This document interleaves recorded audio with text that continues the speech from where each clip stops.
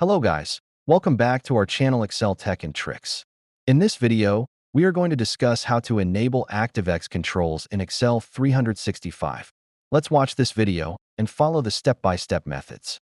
But before heading towards the solutions, make sure to like and subscribe to our YouTube channel.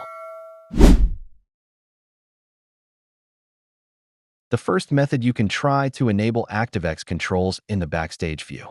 To do this, click the Developer tab. In the Security Warning area, click Enable Content. Under Enable All Content, click Always Enable this document's active content. Click OK.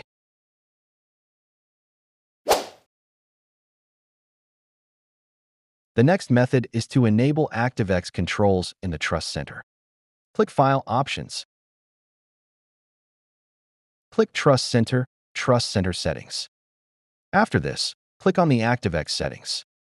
Click the options you want, and then click OK.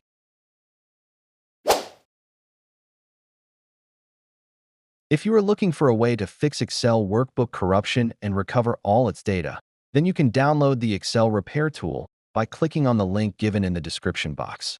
This software is designed with an advanced algorithm to repair all sorts of damages, corruption, and errors in the Excel file.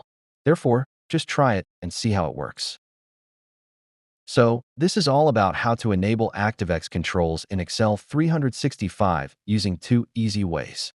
If you found this video useful, then give it a like, share it with other users, and also don't forget to subscribe to our channel to watch more useful videos. Thanks for watching.